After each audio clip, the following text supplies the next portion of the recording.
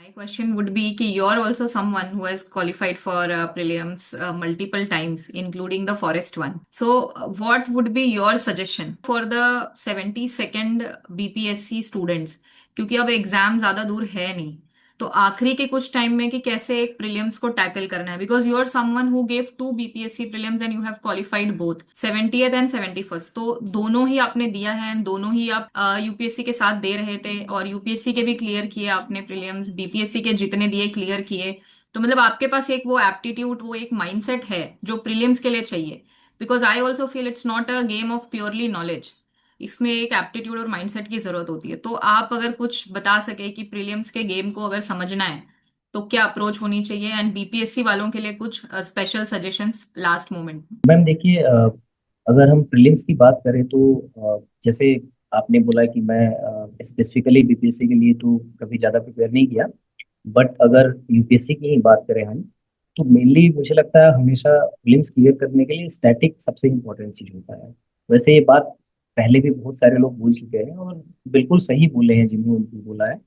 But important ये है कि स्टैटिक का रोल सच में काफी इंपॉर्टेंट होता है, बिकॉज करंट अफेयर्स में क्या क्वेश्चंस आएंगे क्या नहीं आएंगे ये हम नहीं प्रेडिक्ट कर सकते, हमें नहीं पता है। बट जनरली जो पॉलिटी के क्वेश्चंस होते हैं, हिस्ट्री के क्वेश्चंस होते हैं, ज्योग्राफी के क्वेश्चंस होते हैं, वो डुएबल होते हैं, वो बेसिक सोर्सेज से होते हैं, जो हम बुक्स पढ़ते हैं उनसे होते हैं।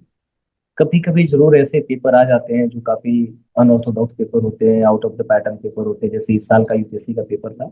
बट अगेन, अब ऐसे पेपर को बेस बना के हम अपनी प्रिपरेशन नहीं कर सकते, क्योंकि फिर ऐसे केस में हमें खुद नहीं पता होगा कि हम पढ़ें क्या। तो एक जनरल जो स्टैंडर्ड प्रिपरेशन का मेथड है, एक तरीका है, उसके बेसिस पे जो एनसीईआरटीज हैं, जो स्टैंडर्ड रेफरेंस बुक्स हैं, उनको पढ़ना ही इंपॉर्टेंट है। अगर स्टैटिक स्ट्रांग है तो मैक्सिमम पॉसिबिलिटी है कि प्रीलिम्स क्लियर हो जाएगा। अब अगर हम मान लीजिए यूपीएससी बीपीएससी की बात करें, तो बीपीएससी के लिए कुछ चीजें हैं जो यूपीएससी से डिफरेंट है। जैसे मैं पहले भी बताया था कि बिहार स्पेशल, तो बिहार स्पेशल में भी कुछ चीजें हैं जिससे क्वेश्चंस आते हैं। एग्जाम्पल के तौर पे, अब बिहार के बारे में आपको बिहार का इकोनॉमिक सर्वे पढ़ना पड़ेगा, बिहार की बजट पढ़नी पड़ेगी, वो चीजें आपको जानना जरूरी है अगर आप बिहार का एग्जाम दे रहे हैं। प्लस बिहार का क्लाइमेट कैसा है, वहाँ पे किस प्रकार की मिट्टी पाई जाती है, कहाँ पे पाई जाती है, वहाँ पे जो ज्योग्राफिक फीचर्स है, वाटरफॉल वगैरह हो गया, वहाँ के जो डिस्ट्रिक्ट्स है, जो पॉलिटिकल मैप है, उसके बारे में आपको आइडिया होना चाहिए। तो ये सब चीज़ें जो बिहार से रिलेटेड है उसके बारे में आपको आइडिया होना चाहिए। प्लस साथ में साइंस का पोर्शन वहाँ पे ज़्यादा होता है। तो मोस्टली मेरा जो एक्सपीरियंस रहा है, मैंने देखा है मोस्टली क्वेश्चन जो होते हैं, वो अगर आप एनसीईआरटी में 6 to 10 साइंस प्रिपेयर करके गए हैं अच्छे से, तो आप उसका आंसर कर देंगे। यूपीएससी में साइंस एंड टेक का पोर्शन थोड़ा ज्यादा रहता है, वहाँ पे जनरल साइंस का पोर्शन ज्यादा है। जनरल साइंस के लिए जरूरी है कि 6 to 10 एनसीईआरटी को हम लोग अच्छे से करें। अब कुछ लोग जैसे घटना चक्र फॉलो करते हैं, लुसेंट फॉलो करते हैं, तो मतलब ठीक है, हर इंसान का अपना तरीका है। मैंने चूंकि उन सब बुक्स को कभी रेफर नहीं कर पाया due to lack of time, और मैं स्पेसिफिकली कभी यूपीएससी के लिए प्रिपेयर नहीं किया, तो वो भी अच्छा है। बट मेरे समझ से अगर एनसीईआरटी भी हम 6 to 10 पढ़ें तो वो काफ़ी हेल्पफुल होगा दोनों चीज़ों के लिए, यूपीएससी के लिए and along with that BPSC के लिए भी। फिर एक और बड़ा इंपॉर्टेंट चीज़ है टेस्ट सीरीज का। टेस्ट सीरीज से क्या होता है कि हमें एक आइडिया लग जाता है कि पेपर अटेम्प्ट कैसे करें। टेस्ट सीरीज सिर्फ इसलिए जरूरी नहीं है कि हम कितने मार्क्स स्कोर कर रहे हैं, या फिर वो क्वेश्चंस जो हम सॉल्व कर रहे हैं उसके आधार पे क्वेश्चंस आएंगे मेन एग्जाम में, ऐसा नहीं है। बट वो हमारे प्रिपरेशन के बारे में, हमारे माइंडसेट के बारे में एक थोड़ा बहुत पिक्चर क्रिएट करता है। जैसे नंबर ऑफ अटेम्प्ट्स कितने होने चाहिए, ये एक काफी मतलब फ्रिक्वेंटली आस्क्ड क्वेश्चंस है यूपीएससी एस्पिरेंट्स के लिए, खास करके कि 100 क्वेश्चन है तो उसमें कितना अटेम्प्ट करें। कुछ लोगों का कहना है कि 70-75 ही कर लेते हैं, कुछ लोगों का कहना है कि नहीं पूरे ही कर दो, कुछ लोग कहते हैं कि यार 90+ तो होना चाहिए। तो मतलब what should be your optimum number of, ये आप टेस्ट सीरीज से ही जान सकते, टेस्ट पेपर से ही जान सकते। जैसे मैंने जब अपनी प्रिपरेशन शुरू किया था, तो मैं मे भी थोड़ा सा मैं टाइम लूंगा इस चीज को एक्सप्लेन करने के लिए, क्योंकि ये मुझे लगता है कि बहुत ज्यादा इंपॉर्टेंट एस्पेक्ट है प्रिपरेशन का, खासकर प्रीलिम्स के लिए। तो मैं जब प्रिपरेशन शुरू किया था, तो मैं क्या करता था कि सपोज कीजिए मैं एक टेस्ट सॉल्व कर रहा हूँ, तो मैं टेस्ट सॉल्व करते टाइम ही क्वेश्चंस को डिफरेंट कैटेगरीज में बांट देता था। मैं देखता था, एक लिखता था, एक हेडिंग बनाता था, मैं एक एफोर साइज पेपर रखता था, व्हाइट पेपर ब्लैंक पेपर एक रखता था एफोर साइज, उसमें एक हेडिंग बनाता था मैं 100% श्योर। तो 100% श्योर वाले में मैं देखता था कि कितने क्वेश्चंस हैं जो मेरे नजर में, मैं 100% श्योर था कि ये मैं सही मार्क किया हूँ। तो सपोज कीजिए उस हेडिंग के अंदर मेरे 40 क्वेश्चन आए, 45 आए। इस पेपर्स कभी कभी सेक्शन लेते हो तो आपको ज्यादा भी चीजें पता होती है, तो उसमें उस कैटेगरी में 50-60 क्वेश्चन ले जा सकते हैं। फिर एक दूसरा हेडिंग बनाता था जिसका मैं लिखता था इलिमिनेशन। कितने ऐसे क्वेश्चन हैं जिसमें मैं 2 ऑप्शन एलिमिनेट कर दिया, बाकी के 2 ऑप्शन में मैं कंफ्यूज हूँ। उसमें भी मैं क्वेश्चंस का नंबर नोट डाउन करता था कि मतलब कितने हैं ऐसे जो एलिमिनेशन से मैं यूज कर रहा हूँ, मे बी 20 होंगे, 25 होंगे, जितने भी होंगे। फिर एक तीसरा हेडिंग बनाता था जिसमें होता था इंट्यूशन या गेस।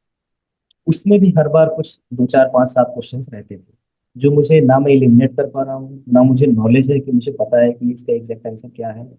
बट मुझे कुछ फील होता था, कुछ एक जिसको इंट्यूशन बोलते हैं, गट फीलिंग बोलते हैं, कि लगता था कि यार ये होना चाहिए। अब ये होना चाहिए चेक करने का तरीका डायरेक्ट एग्जाम में तो नहीं है। मैं उसको टेस्ट पेपर में चेक करता कि देखूं एक बार कि क्या हो रहा है। इस कैटेगरी में भी लगभग लगभग 5-7 क्वेश्चन रहते थे मेरे। तो ये हो गए। और फिर होता था कि जैसे अब कुछ कुछ क्वेश्चन ऐसे हैं जो यार अब तीन तीन ऑप्शन ही नहीं पता है, मतलब लाइक एक ही ऑप्शन एलिमिनेट हो रहा है, बाकी तीन में कुछ आइडिया ही नहीं है। या फिर उसके उस क्वेश्चन के बारे में कोई भी आइडिया नहीं है, आपको पता ही नहीं है कि उसका आंसर क्या हो सकता है, इंट्यूशन भी काम नहीं कर रहा, आप गेस भी नहीं कर पा रहे। तो उन क्वेश्चंस को छोड़ देना चाहिए मेरे हिसाब से, क्योंकि उसमें आप बिल्कुल ही ब्लैंक हो, ना आप कुछ एलिमिनेट कर पा रहे हो, ना आपको कुछ इंट्यूशन फील हो रहा है। तो किस बेसिस पे आप जस्ट कि मतलब गोला भरना है तो गोला नहीं भरना चाहिए, बिकॉज निगेटिव है, बहुत सारी चीजें हैं। तो फिर जब मैं टेस्ट दे देता था तो मैं देखता था कि मेरे किस सेक्शन पे कितने क्वेश्चन थे। तो मैंने जब इस एक्सरसाइज को सफिशिएंट नंबर ऑफ टेस्ट पे कर लिया, जैसे सपोज कीजिए मैंने 15-20 टेस्ट दे दिए, और 15-20 टेस्ट के लिए हर टेस्ट में मैंने सेम प्रोसेस फॉलो किया, मुझे रियलाइज हुआ कि मेरी जो एक्यूरेसी है वो अराउंड 70%। मतलब even in the questions which I think that I am 100% sure, वहां पे भी 70 to 75% ही मेरे क्वेश्चन सही हो रहे हैं। जैसे किसी क्वेश्चन में ऐसा, जैसे किसी टेस्ट में मेरे को लग रहा है कि यार ये 50 क्वेश्चन है जिसमें मैं 100% श्योर हूँ, उसमें भी मेरे 35 से 40 ही सही हो रहे हैं। 10 से 15 क्वेश्चन हैं जो गलत हो जा रहे हैं। अब ये आपको खुद की एक्यूरेसी पता चलेगी इस तरीके से। If you are someone whose accuracy is below 90%, यार मतलब अगर मैं 50 अटेम्प्ट कर दिया तो 45 तो सही ही हो जाएंगे। तो ठीक है आपके लिए, आप अगर 70-75 अटेम्प्ट कर रहे हो तो समझ में आ रहा है। But for a person like me जिसकी एक्यूरेसी 70-75% है, ज्यादा से ज्यादा 80% है, अब अगर मैं 70% 70 क्वेश्चन अटेम्प्ट कर रहा हूँ पेपर में, तो क्लियर है कि मतलब मैं फेल हो जाऊंगा, मेरा क्लियर नहीं होगा। तो यहाँ से अपने को आइडेंटिफाई करना है। फिर जैसे मैं देखा कि जो इलिमिनेशन वाले क्वेश्चंस को मैं हेडिंग बनाया हुआ हूँ, उसमें हमेशा मेरा नेट पॉजिटिव रहता है। जैसे अगर मैं 20 क्वेश्चन में इलिमिनेशन मेथड लगाया हूँ तो 10 या 10 से ज्यादा सही ही होते थे। तो वहां से ठीक ठाक मार्क्स मिलते थे, मतलब अच्छे खासे मार्क्स मिलते। फिर मैंने देखा इंट्यूशन वाले जो क्वेश्चन हैं या गेस वर्क वाले जो क्वेश्चन हैं, उसमें भी अक्सर भले ही 1 नंबर 2 नंबर ही सही, लेकिन वो मुझे पॉजिटिव लेके जाते थे। मुझे ये रियलाइज हुआ कि अगर मैं अपने इंट्यूशन या फील के साथ जाऊं तो वो मुझे मैक्सिमम मतलब 8 और 9 आउट ऑफ 10 मुझे पॉजिटिव ही देते। ठीक है। अब ये तो हो गई कैटेगराइजेशन की बात, अब आते हैं नंबर ऑफ अटेम्प्ट्स पे। तो इस बेसिस पे मैंने देखा कि जब भी मैं 80 या 80 से नीचे अटेम्प्ट करता था तो मेरे मार्क्स कम आते थे।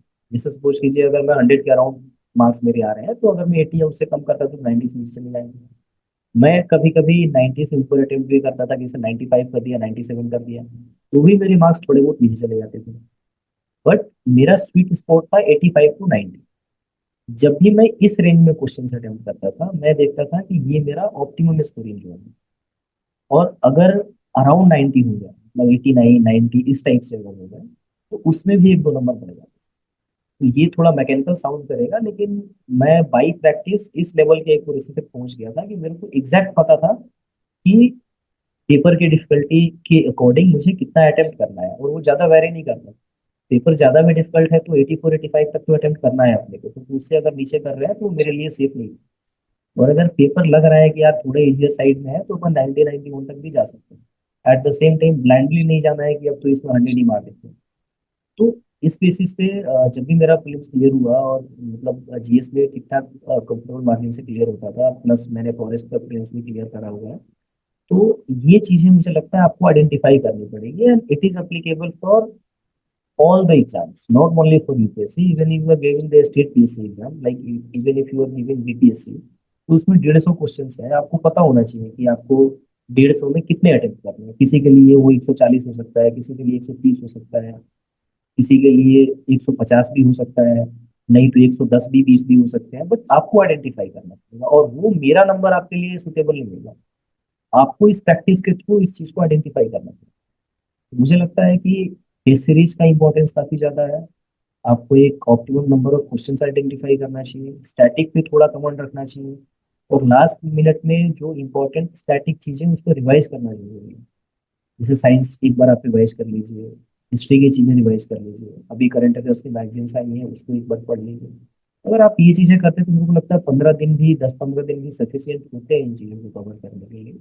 अगर आप ये चीज कर लेते हैं, एक पॉजिटिव माइंडसेट के साथ एग्जाम देने जाते हैं, खुद पे यकीन रखते हैं कि मैं जो पढ़ा हूँ, मैंने जो प्रिपरेशन किया है वो अच्छा है, डाउट्स नहीं लाते हैं बार बार। कई बार ये भी होता है कि जो पहला थॉट हमारे दिमाग में आता है वो सही होता है, बट हम ओवर थिंकिंग में गलत कर देते हैं। ये भी आपको टेस्ट के थ्रू रियलाइज होता है। ये भी आप लिखिए, मैं ये भी लिखता था एक्चुअली, मैं उस टाइम पे बोलना भूल गया कि कितने क्वेश्चंस ऐसे हैं जिसको मैंने ओवर थिंकिंग करा है। पहले बार में नहीं लगाया, दूसरी बार में लगाया, और दूसरी बार में लगाया तो क्या लगाया। मुझे ये रियलाइज होता था कि अगर 5 क्वेश्चन में मैंने ओवर थिंकिंग किया है तो कम से कम 4 गलत थे। तो यानी अगर मैं पहले थॉट के साथ जाता तो वो अक्सर सही निकलते। इसके पीछे भी रीजन है, ऐसा नहीं है कि वो ऐसे ही सही निकल जाते। पहला थॉट आपका तभी आता है जब कभी ना कभी आप उसको कहीं ना कहीं पढ़े हो या देखे हो। वो आपके एक्टिव मेमोरी में नहीं है, बट कहीं ना कहीं उस चीज से आप पहले अवगत हो चुके हो। उसी बेसिस पे आपको पहला थॉट उस चीज का आ रहा है, नहीं तो पहला थॉट वो आएगा ही नहीं आपको। कई बार उसी को इंस्टिंक्ट बोलते हैं लोग, उसी को कई बार इंस्टिंक्ट बोलते हैं, कई बार उसको गट फीलिंग बोलते हैं, या फिर जो भी सबकॉन्शियस माइंड में आपकी चीजें हैं, तो उसको आपको बैक करना होगा। तो ये सब अगर आप कुछ चीजें करेंगे तो मुझे लगता है कि काफी हेल्पफुल होगा 72 फिल्म्स के लिए और किसी भी फर्दर फिल्म्स के लिए। एब्सोल्युटली, सो वेल एलॉबरेटेड आंसर, काफी डिटेल में आपने बताया है, और आई थिंक जो एस्पिरेंट इनको फॉलो करेंगे उन्हें एक मेथड तो मिल गया है। आई वुड से कि एक डेटा एनालिसिस है जिसमें आप टेस्ट सीरीज को यूज करिए, सिर्फ इसलिए नहीं कि कितने नंबर बन रहे हैं, नॉलेज गेन करने के लिए एनालाइज करिए। हमेशा कहा जाता है कि टेस्ट सीरीज एनालिसिस करना चाहिए। तो आज जो सचिन ने बताया है, काफी एलॉबरेट डिटेल बताया कि एक्चुअली कैसे एनालाइज किया जाता है टेस्ट सीरीज को। अपना डेटा एनालिसिस करिए, आपकी एक्यूरेसी फिगर आउट करिए, क्या आपके लिए वर्क करता है वो फिगर आउट करिए, एंड फिर प्रीलिम्स का जो एक एप्टीट्यूड है वो आपका बिल्ड हो जाएगा।